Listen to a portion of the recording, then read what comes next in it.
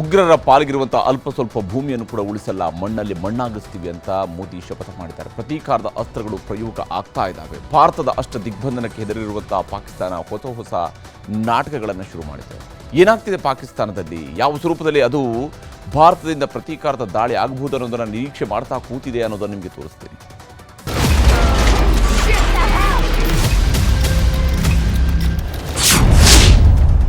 ಪಾಕಿಸ್ತಾನಕ್ಕೆ ಭಾರತದ ಪ್ರತೀಕಾರದ ದಾಳಿ ಆತಂಕ. ಉಗ್ರರ ಅಡಗುತಾಣಗಳು ರಾತ್ರೋರಾತ್ರಿ ಶಿಫ್ಟ್. ಸಿಂಧೂ ನದಿ ನೀರು ಹಂಚಿಕೆ ಒಪ್ಪಂದ ರದ್ದು.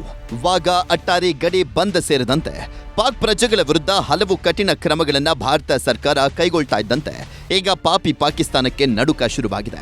ರಕ್ತ ಪಿಪಾಸು ಉಗ್ರರಿಗೆ ಜಾಗ ಕೊಟ್ಟು ಪೋಷಿಸ್ತಾ ಇರುವಂತ ಪಾಕ್ ಸರ್ಕಾರಕ್ಕೆ ಭಾರತದಿಂದ ಸರ್ಜಿಕಲ್ ಸ್ಟ್ರೈಕ್ ಭೀತಿ ಕಾಡ್ತಾ ಇದೆ. ಹೀಗಾಗಿನೇ ಗಡಿಯಲ್ಲಿನ ಉಗ್ರರ ಅಡಗುತಾಣುಗಳನ್ನು ಸದ್ದಿಲ್ಲದೆ ಬೇರೆಡೆ ಸ್ಥಳಾಂತರ ಮಾಡಿಸುವಂತ ಕೆಲಸ ಮಾಡ್ತಾ ಇದೆ.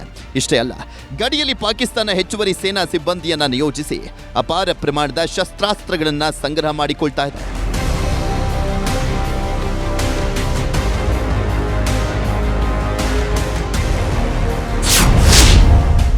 ಕ್ಷಿಪಣಿ ಪ್ರಯೋಗ ನಡೆಸ್ತಾ ಇದೆ ಪಾಕಿಸ್ತಾನ ಸೇನೆ. ಪಹಲ್ಗಾಮ್ ದಾಳಿ ಬಳಿಕ ಭಾರತದ ಎಚ್ಚರಿಕೆಗೆ ಪತ್ರುಗುಟ್ಟಿ ಹೋಗಿದೆ ಪಾಕಿಸ್ತಾನ. ಆದರೂ ಹೇಳಿ ಪಾಕಿಸ್ತಾನ ಸುಮ್ಮನೆ ಕೂತಿಲ್ಲ.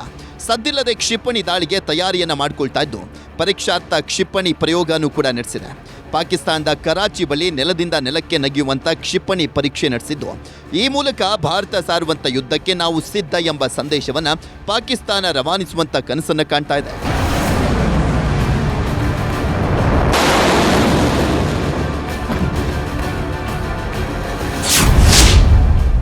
ತುರ್ತಾಗಿ ಭದ್ರತಾ ಸಭೆ ನಡೆಸಿದ ಪಾಕ್ ಪ್ರಧಾನಿ. ಭಾರತದ ಕಠಿಣ ಹೆಜ್ಜೆಗಳಿಂದ ಪಾಕಿಸ್ತಾನಕ್ಕೆ ನಿದ್ದೆ ಬರ್ತಾ ಇಲ್ಲ. ಅದಕ್ಕೆ ಪ್ರಧಾನಿ ಶಹಬಾಜ್ ಶರೀಫ್ ನೇತೃತ್ವದಲ್ಲಿ ತುರ್ತಾಗಿ ರಾಷ್ಟ್ರೀಯ ಭದ್ರತಾ ಸಮಿತಿಯ ಸಭೆ ನಡೆದಿದೆ. ಪಾಕ್ನ ಎಲ್ಲ ವಿಭಾಗದ ಸೇನಾಧಿಕಾರಿಗಳು ಈ ಸಭೆಯಲ್ಲಿ ಭಾಗಿಯಾಗಿ ಭದ್ರತೆ ಬಗ್ಗೆ ಗಂಭೀರವಾಗಿ ಚರ್ಚೆ ಮಾಡಿದ್ದಾರೆ. ಯಾವುದೇ ಕ್ಷಣದಲ್ಲಿ ಭಾರತ ದಾಳಿ ಮಾಡುವಂತ ಸಾಧ್ಯತೆ ಇದೆ. ಹೈ ಅಲರ್ಟ್ ಅನ್ನ ಘೋಷಣೆ ಮಾಡಲಾಗಿದೆ. ಭಾರತ ಪಾಕಿಸ್ತಾನ ಗಡಿಯಲ್ಲಿ ಮಿಲಿಟರಿ ಸೇನಾಪಡೆಯನ್ನು ಹೆಚ್ಚಿಸಿದೆ. ಪಾಕಿಸ್ತಾನದ ಎಲ್ಲ ಸೈನಿಕರ ರಜೆಗಳನ್ನು ನಿನ್ನೆನೇ ರದ್ದು ಮಾಡಿದ್ದು ವಾಪಸ್ ಸೇನಾ ಕೆಲಸಕ್ಕೆ ಬರಲಿಕ್ಕೆ ಆಹ್ವಾನವನ್ನು ಕೊಟ್ಟಿದೆ.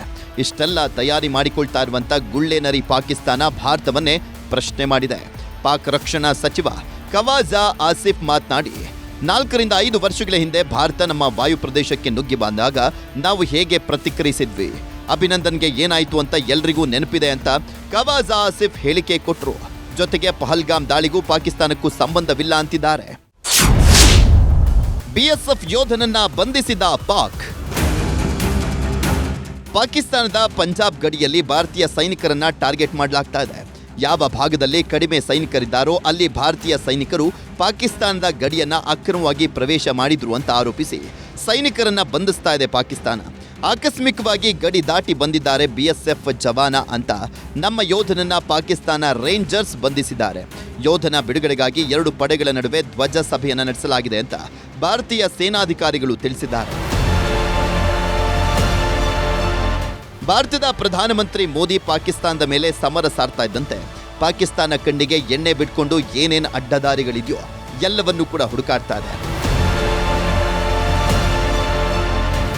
Bureau report, news 18.